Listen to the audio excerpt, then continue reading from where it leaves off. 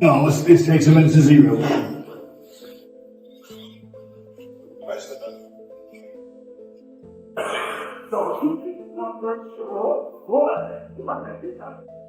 A boxer, a real world champion boxer. That the only other time he was in for the fans to get mad with that was against Fury's Tommy Fury, but it wasn't that level, obviously, and all the size things you just rightfully pointed out.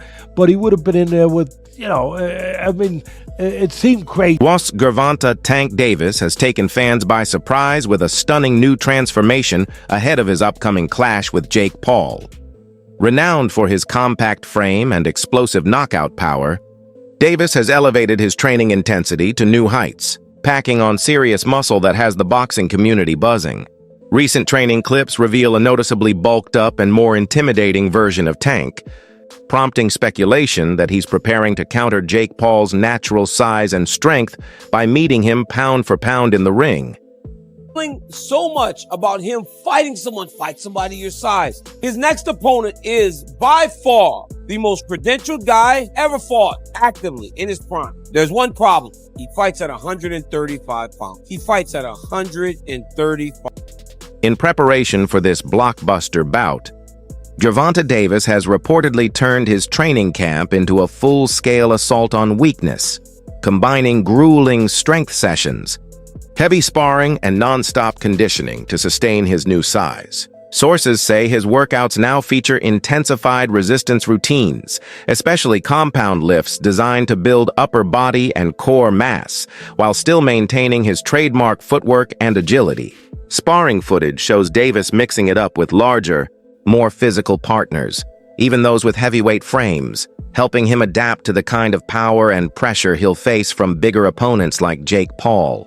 Yeah, this Santa Cruz I hit the catch. Big down, let it burn, baby, let it burn. Oh.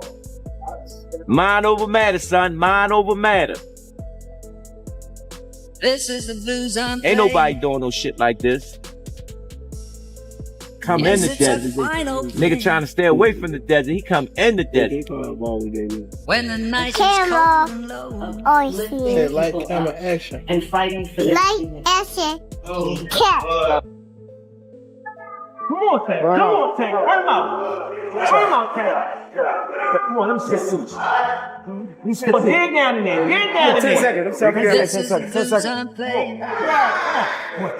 Don't think about it. Don't think about it. This is the final play. Remember that gun on it? They got that gun on that tank. They go, time. When the night is cold and low. He ain't gonna keep you here late tonight. Good job. It's been hard being away from my daughter. She actually here, she sleep. Just being away from her, it was a little touchy, but I know when I'm up, I guess. I know that I got pay-per-view. I know I'm fighting a tough opponent, so really I know how to lock in. I know how to shy away from everything. I know how to, I know how to fool around.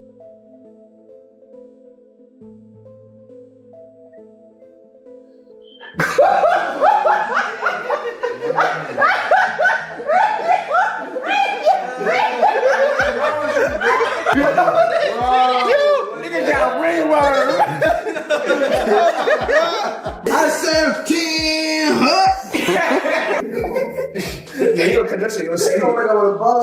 Don't do I can't go on TV looking like that. Still, Paul naturally fights at a much heavier weight, and official bout details reportedly set a 195-pound limit, along with 12-ounce gloves for both men. For Davis, who usually competes around 135, this means bridging a massive gap in size and strength. That difference has drawn plenty of skepticism. Critics warn that adding so much mass could dull the lightning speed and explosive bursts that define Tank's style, the same weapons that have made him one of boxing's most feared finishers. Tank Davis fight got moved to Miami. I think Jake wins. Jake's just so big, dude. I think Jake wins. This is different because it's similar. It's similar to Logan versus Mayweather, but Jake has better Paul. boxing. now obviously is way more advanced than where Logan was at that moment in time. I mean, Gervonta it's is just fucking sick. I mean, yeah. No, but dude, Did you Jake ever watch his highlights? Jake can He's crack, nasty, man. bro. He's so sick. I love that guy, bro. Tank is not the guy that knows how to sell a fight. Tank cannot sell a fight in his own division. You have the Paul brothers and they come over to boxing. Their idea from day one is we don't have the skills or the experience. What we're gonna do is we'll take on the absolute best guys, but they're gonna spot us some pounds. Tank has one job to do, that it doesn't make any difference, that boxing is a real sport. My skills versus your skill, of which I am an abundance of and of which you have none of. Tank is telling anybody that will listen that there's a size problem. My skills and my experience in boxing, I do not have to wonder who's in the bar tonight. Any bar I go to, I rule the bar. No, it turns out that you don't. Just need some big guy to corner you, apparently. Boxing has never stood its ground. Boxing has never been able to explain why Floyd needed a half hour to get rid of a guy who's never boxed before. Tank Davis has already began this. When you choose a dum-dum, don't be surprised when he goes out and acts like a dum-dum. UFC President Dana White didn't hold back when asked about the potential Paul versus Davis fight.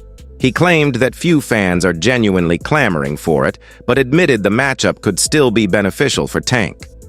After enduring months of negative headlines and limited momentum, Davis could use the spotlight, and Jake's big money offer comes at the perfect time. White pointed out that while many question the fight's legitimacy, it may still deliver valuable exposure and a hefty payday for Davis. He believes Jake's size, reach, and brute strength could allow him to bully Tank inside, leaning, clinching, and applying relentless pressure. While White acknowledged Davis's elite skill set, he suggested that stepping into Jake Paul's physical territory, Jake Paul to beat Gervonta Davis. This is not a fight that I'm excited for at all. I would rather have Gervonta Davis fighting in a real boxing match against the likes of Lamont Roach, Shakur Stevenson, Keyshawn Davis, Emmanuel Navarrete, anybody that is in the 135-pound division and around. That's where I want to see Gervonta Davis fight. However, we live in a world where everybody is trying to do things as big as possible. And the biggest fights possible right now, unfortunately for the sport of boxing, is an exhibition fight between Jake Paul and Gervonta Davis. So I do like it for this reason, though. I like it because it is allowing Gervonta Davis to have a fight that is going to be big and that the mainstream media is going to have to cover, the mainstream media outside the world of boxing. Gervonta Davis has been, without a doubt, blocked, having venues blocked, having fighters, having other promoters paying fighters away to go different directions from Gervonta Davis. So Gervonta Davis was in a bit of a hole, and he gets an opportunity to fight Jake Paul for $200 million or whatever. I don't mind it at all. As long as Gervonta Davis comes back to the world of boxing after he gets done with this, hey man, you got your money, no worries.